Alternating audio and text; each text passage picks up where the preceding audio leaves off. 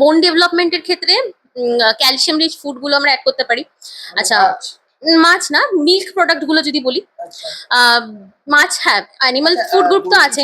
দই অবশ্যই চলবে, দই আর ছানা খুব। টক দই, টক দই বাড়িতে পাতা। ভ্যারি করে, যদি ওবিস ক্ষেত্রে হয়, মানে অ্যাডাল্টদের ক্ষেত্রে ওবেসিটি থাকলে তখন আমরা ডাবল টোন্ড বলি, বাচ্চাদের ক্ষেত্রে নর্মাল মিল্ক থেকে বানালেই হবে।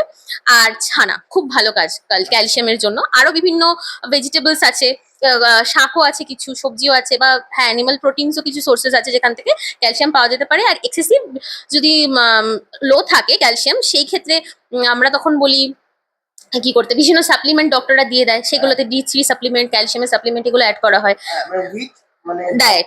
হ্যাঁ, ডক্টর রেকমেন্ডেশন ছাড়া আমরা এগুলো মেডিসিন গুলো দেওয়া যাবে না। আচ্ছা, যদি আর হ্যাঁ, যাদের অ্যালার্জির সমস্যা নেই বা ডাইজেশনের সমস্যা নেই, তাদের আমরা লিকুইড মিল্ক খেতে বলি, 1 গ্লাস করে সন্ধ্যাবেলা মিল্ক। আর এক্সট্রা যদি দরকার পড়ে তখন মিল্কের সাথে ছানা বা একটা টাইমে দই, সেগুলো আলাদা করে অ্যাড করা হয়। ওটা ভ্যারি করে পার্সন টু পার্সন কতটা দরকার।